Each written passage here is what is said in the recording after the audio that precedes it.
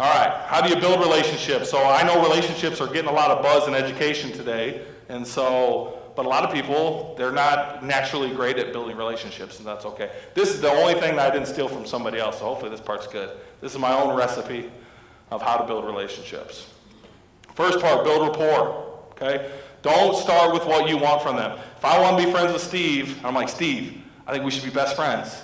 But what we're going to do first is you're going to come over and shovel my walk because I don't like shoveling snow. Is Steve going to want to be my friend? But we do that all the time in education, right? We're like, I think we should be, yes, you're my favorite student, but first do all this work and behave this way and da-da-da. That doesn't work, right? If you want to build a relationship with somebody, you got to start with what they're interested in. So I had one kid, we connected on LARPing. Does anybody know what LARPing is? I always have one LARPer in every room. Don't be shy. Who are you? Nobody's going to call themselves out. Okay. So LARPing means live action role play. And they dress up like wizards, and they have like foam swords, and they throw beanbags at each other that represent magic. I'm not making fun of you, one LARPer who didn't raise their hand, okay? So I had a student, and guess what? This kid was tough to get through. This one was a social worker. But we talked for an hour about LARPing. And I was like, at first I was like, is this safe? This sounds like, I'm like getting out my notebook. I'm like, this sounds like a hotline. This is some creepy guy in a dungeon, what? So, yeah, but he told me all about it. This is where we LARP, and this is the group, and this is why we do it, and it is this whole different world. But guess what? At the end of that conversation about LARPing, I learned a lot about LARPing, which, maybe I could have gone without. But I had a connection with that kid, and that's kind of what it takes. You heard me talk about the Star Trek kid before, right? Like, find that thing, man. All these kids are into something. If you can find a way to connect with them and just pretend like you know enough, but more than anything, be interested in it, be interested in them, why they like it, why it meets a need of theirs, you're going to connect with that kid.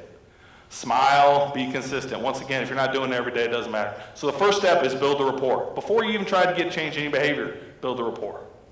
Second step, raise self-worth, okay? Have any of you guys got your 401k in Blockbuster? Who's my Blockbuster people? I heard there's one left in like Alaska or something. 0 people. Blockbuster? No? Be kind, please rewind. Why don't we have a retirement in Blockbuster? They're like, when did it become a financial seminar? Nobody. Because it's worthless, right? Blockbuster stock's probably pretty worthless.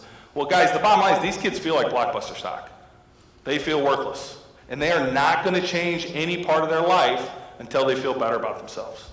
Some of them act super confident, act like they got it all together, but they feel really, really badly about themselves. Okay? And so we have to help them see themselves in a different light before you'll ever see any change in behavior. And this is where that 10-to-1 comes in, right? Focus on all the things they do well, all the things that make them special, all the things that make them unique. When you can find those things, help them see it, it makes a big difference. One of the activities I did with my kids, we talked about their traumatic lives, and we talked about how they get hidden superpowers from that trauma.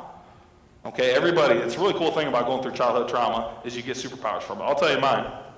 So I went through some trauma. I can tell small changes in people's facial expressions and their behavior, and I can understand what that means really, really well because I was always trying to predict what things were going to be like in different situations, and that's a superpower I got from my childhood trauma.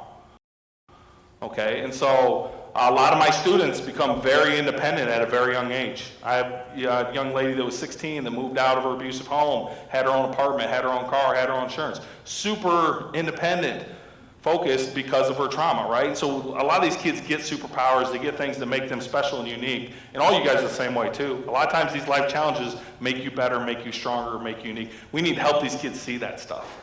See that stuff. They start seeing that, they start believing that self-worth. Now all of a sudden they feel like Netflix stock. They don't feel like Blockbuster. Now they feel like Netflix. Now they're going to work. Now we kick in the SMART goals. Okay, I think most of you guys know what SMART goals are. But you got to have stuff that's specific, meaningful, action-oriented, realistic, timely. It's okay if your kid wants to be an astronaut, and you're like, that's probably not going to happen. You don't need to tell them that. I always just say, okay, well, last time I checked, astronauts have to graduate high school. So what do we're getting an F in math class. So what are we going to do today that's a SMART goal that's going to help you pass math so you can be an astronaut? I had one kid in my last school, he wanted to be a esports gamer. And he's like, I can go to college for esports. And I remember, this is 5 years ago, okay? No, not 5, probably 3 or 4 years ago. But I remember going, that's not real. In my head, I thought, there's no esports in college. I've been to college, I didn't see any of that stuff. But I was like, okay, let's go esports. But you gotta graduate high school and you're not on track, and we kind of did the SMART goals and da-da-da. Next thing you know, the kid graduates high school, he gets like a $40,000 scholarship. The thing was real, his goal was real. I didn't believe it, I didn't let him know I didn't believe it, you know? But we can use the stuff that gets them going. My coaches, you know, everybody wants to go play at Mizzou, right? I'm 5'9", 165 pounds, I wanna play running back at Mizzou, okay? Let's lift those weights. But, you know, give them a SMART goal, use that stuff. And they'll find something else as they go. Every once in a while, they'll surprise you. And the last one, guys, help maintain progress. New year, new me, right? Anybody ever try to lose weight? Am I the only one? I'm the only one, man. You guys never try nothing here in South Cali. Did you lose 1 pound a week until you disappeared off the face of the planet? No, you know, growth is not linear. Growth is not linear. Our students are the same way. I see a lot of times people, they're all on board helping this kid be successful until it does this. And then they get frustrated, and then they give up, right? Or they don't want to help them anymore. And what happens is, guys, this is every student we have. And a lot of them, you're about to walk into the backslide. I hate to say it, but it's true. I know going into it, I start Tuesday. I get my kids back. There's going to be a lot of backsliders Tuesday. Tuesday is going to be a tough day, and that's okay. I understand that's part of the process. I got my mindset already ready to go for that. I'm going to be there to help get those kids back on board, okay? Because that's what we have to do. So that's the process.